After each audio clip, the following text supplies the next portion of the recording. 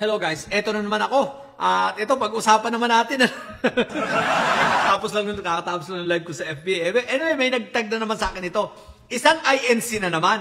At galit na naman sa akin. Ako nagtataka sa mga INC, no, na siguro ito may mga posisyon, mga diakono, ako kung ano-ano pa. Pero ito, familiar sa akin itong mukhang to eh. Hindi ba broadcaster to? At galit na galit. Ikinontent ako. Puro petyos daw ako sa INC. Kesyo ganyan na. At ang rally raw nila transparency. O sige, ito, sagutin natin itong mga INC ito.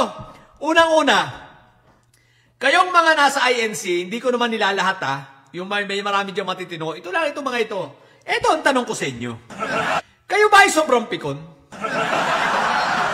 Nagtataka ako sa lahat ng reliyon.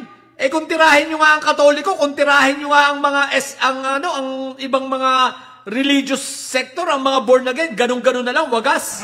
Tapos pag kayo ang natitira, takot kayo.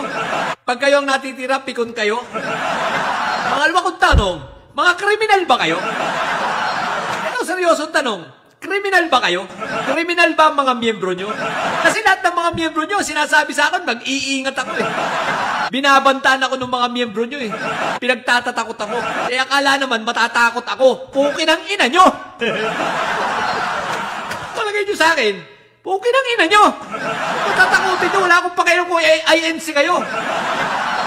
Ako, nagsasabi ako ng saloobin ko, nagsasabi ako ng totoo. Sasabihin nyo, hindi politika yung inyong rally? O ano nangyari nung huling rally ninyo? Umakyat si Marco Beta. O di ba nga? Ano? Pro-BBM o pro-Sara? O ano? Di ba pinasukan nyo ng politika? Huwag nyo nang gawing tangan tao. Kung natatangan ninyo, yung mga miyembro ninyo, dyan na lang sa mga miyembro nyo, yung mga poker ng ina nyo. Ako patatakutin nyo ha? Ano ka ba kayo, mga kriminal? Ang mga miyembro nyo ba pinapatunayan yung mga kriminal?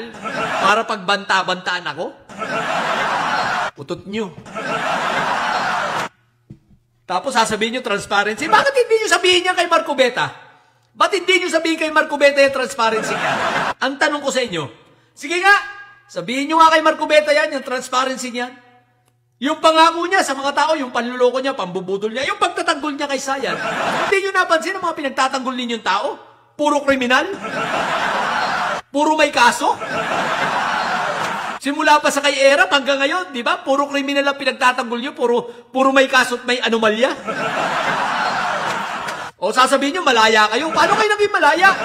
May malaya bang kailangan ang iboto ninyo sa inyo sa eleksyon? Kailangan yung, kung ano yung ibibigay, isusulat na pangalan ng namumuno sa inyo, ng tagapamahala? At yun lang ang iboboto ninyo? Wala nga kayong tights, sabi ninyo, wala kayong tights, pero ilan naman ang inyong abuloy. Pati nga yung bata, nag-aabuloy. Wala akong pakialam kung paano ninyo patakbuhin ang inyong reliyon. Ang sa akin lang, no, wag kayong pikon. Masasaktan ba kayo sa akin? Bakit? Totoo ba ang sinasabi ko? Kahit po ako ay sinungaling, bakit kayo masasaktan? Tulong-tulong na. Ang ina nyo, kahit magsama-sama pa kayo, damihan nyo na. Pati isama nyo na ako. Ipa-vlog nyo na ako doon sa 2 peke yung broadcaster yung bobo. Yung kasama ni Marco Beta, pati na kay Marco Beta, sabihin nyo, ipatawag ako sa Senado. Willing akong humarap sa kanya sa investigasyon. Imbestigahan niya ako sa Senado, sabihin nyo kay Marco Beta. At ipapahiya ko siya sa Senado. Yan ang pangarap ko. Makaharap sa Senado at talagang makausap ang mga yan. Talagang paprangkahin ko sila. Tingnan natin. Ilapit mo kay Marco Beta. Okay lang yun mga INC ito, puro pikon. Kayo lang ang may karapatan na mangusig ng iba? Kayo lang ang may karapatang mamuna ng iba? Kayo lang ang may karapatang mamuna ng presidente, tapos bawal kayong punahin? Okay lang yun, nyo. Pag kayo pinupuna, pikong kayo. Pero kung mamuna kayo sa gobyerno, wagas. Kung mamuna kayo sa ibang reliyon, wagas. O di ba? Yung reliyon ni Eli Soriano, kung birahin ninyo. Pero duwag naman kayo, talo kayo ni Eli Soriano.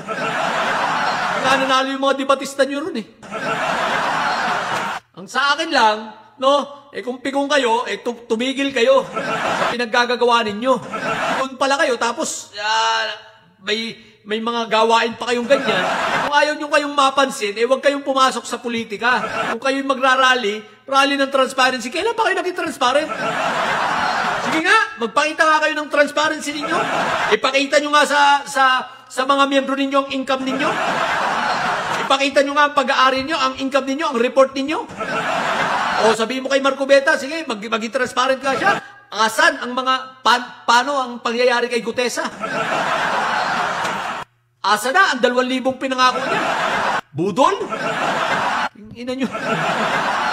Kaya kayo mga iglesia, ikaw, pigong kayo, bahala kayo kung gusto mo, hamunin mo ako ng debate.